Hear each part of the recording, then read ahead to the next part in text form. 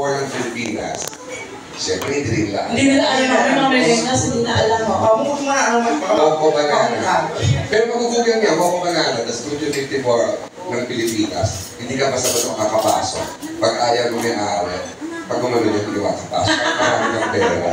Ganun pala dati. Oo, ganun. Suplahan lang malati talaga, suplahan ng crowd ito. Kasi kami rin tama yung mga models. Yes, na-penetrate ko. Joan Lucy pala sila pagdating sa comedy. yes, oo. Pagka talagang napatawa mo, social ka man o jolos, talagang tatawa ka. Tapos karamihan pa ng crowd namin, mga press, taga-Bulletin Today, sila Ethel Gilmore, Jackie Gala.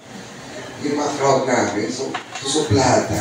Meron pa one incident, Amelie Ignacio was performing, hindi ko napapakita yung pangalan na, perform na ako siya ganyan. Tinawag siya, kaya siya ganyan. Magkano salary mo dito? Sabi niya, 300 po. Gawin ko 600, ko lang kumanta. Umiyak siya. Siyempre bata siya, wala only 9 years old, umiyak. Pinusok ko, hindi, labanan mo sila, labanan mo. Iingit ko na Ingles. Pero ka sila, yung zero para itong baka. Kasi nahuli yung crowd. Ganun na kasimple yun. Huwag kang matakot sa material na gagawin mo. It's as simple as that. Halika na, handahan na. Thank you, Mamo. Paano ka naman? Kakanta mamaya si Mamo. And Jason Fernandez is here. Jason, konti How are you? dito. Ang gwapo niya. Oo, nako si Jason po ay ex ko po. Talaga? Mahilig din sa mga chubby, no? Walang mo niya. Jason, any special message mo na para kay Direk and para sa Bar 58? Isama ko si Jason on Friday.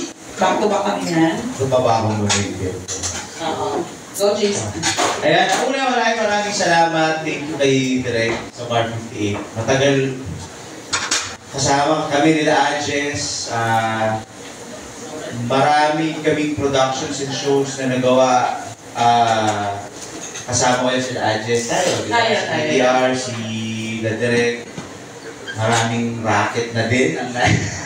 Nabigay. At nung nalaman kong meron ng pagkakataon na makabawi naman tayo ngayon sa mga ibinigay na opportunities ni Direk, talagang hindi ako nagdalawang isip. Sabi ko, Direk, kahit ano, pagkain lang, pwede na. At ayun, thank you, maraming salamat sa tiwala hanggat kaya, susuporta tayo kay Direk. At maraming salamat din, isang karangalan din yung mga kasama natin dito, sila Mamu. Grabe, sobrang nire-respeto natin yan, sila Mamu. Ang daming mahuhusay ngayon na artist talaga na galing kay Mamu na tinitinalan natin ngayon. So, thank you po. Maraming salamat. Thank you. At, ayun, ano ba sabihin? Gusto mo kumanta? Sige, hindi. Kanta ka na. Anong gusto mong Set ko na ba? Isa na? Isa na. Walang uuwi na hindi kakanta dito. Lahat na kailangan ko Kanta ka mamaya. Yes. Sige. Kuya kakantayin. Anong gusto mong kantahin? Ikaw. Ikaw nga, Alex. Ikaw, pumili. Alam ako ba? Gwapo ni Jason. Oo, gusto mo. Anong gusto mong kantahin? Pa-request natin si Mamu. Ano gusto mong kantahin ni Jason? Anong best? Siyempre yung pinapag sa River Maya. Oo. Anyway, Direk Buboy, thank you po ulit kay Direk Buboy, no?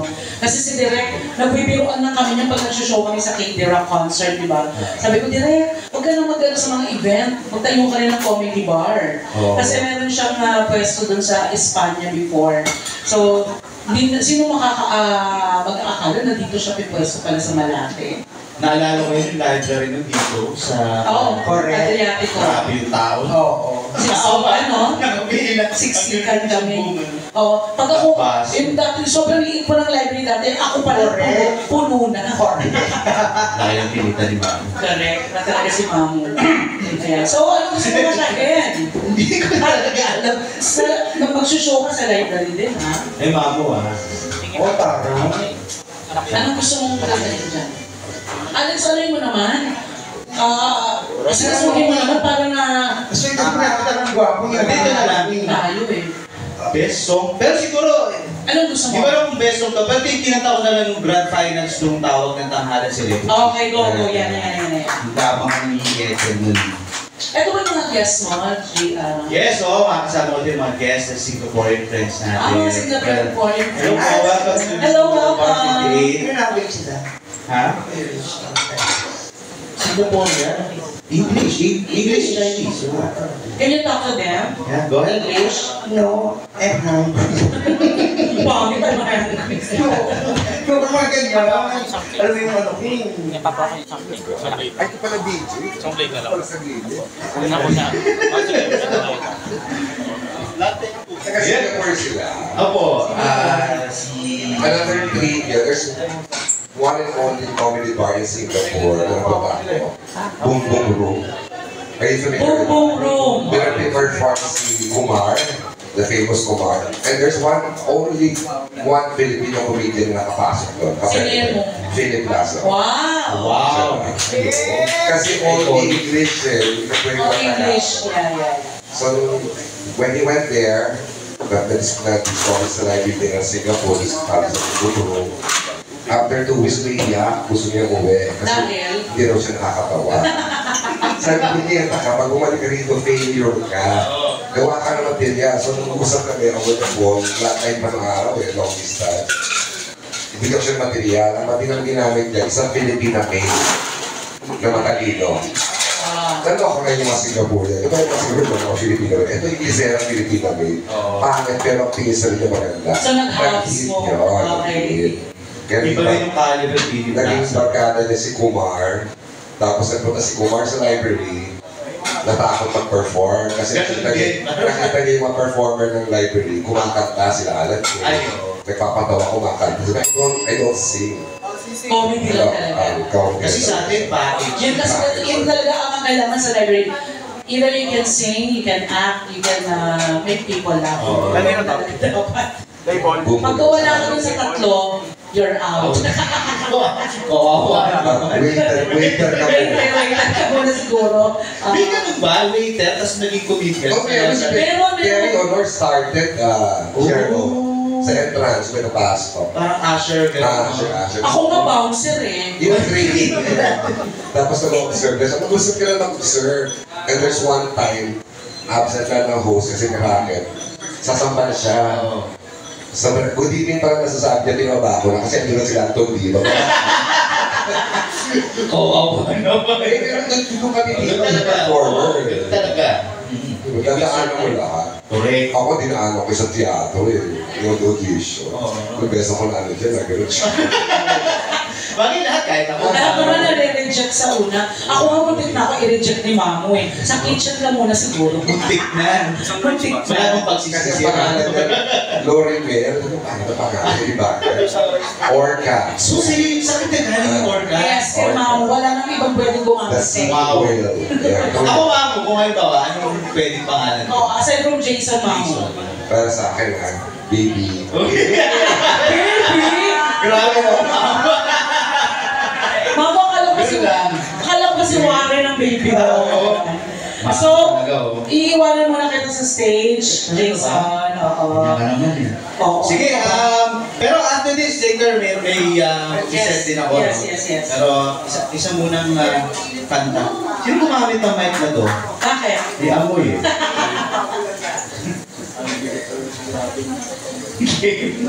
Hindi pa ka-set up yun. Magandang gabi po sa mga bisita.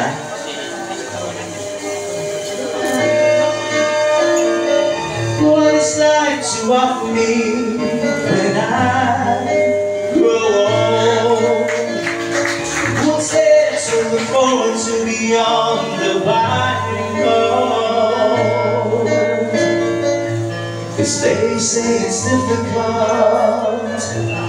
Yes, stereotypical. What's there beyond sleeping world in this cruel life? Ain't there's nothing around here but humans try. 'Cause they say it's difficult.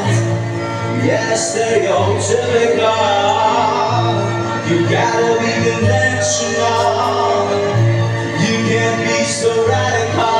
So I sing this song to all of my age, for these are the questions we got to face. For in this cycle that we call life, we are the ones who are next in line. We are next in line. What it's like to offer me when I grow old. What's there to look forward to beyond the dividing line? 'Cause they say it's difficult. Yes, it's difficult. You gotta be conventional. You can't be so radical. So I sing this song to all of my age, for these are the questions we got to face. For in this cycle that we call life, we are the ones who are next in line. We are next in line. Whoa, we are next in line. We gotta work, we gotta feel.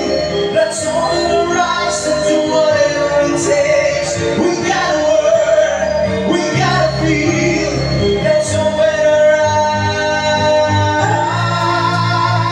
eyes. Oh, sing this song to all of my age. For these are the questions we got to face. For in this cycle that we call life, we are the ones who are next in line.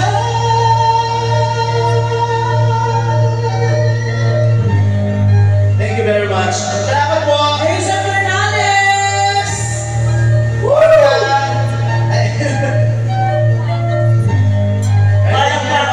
I'll see you again later. Palakpakan naman po guys. Pagpalakpakan na po guys. Thank you. Palakpakan.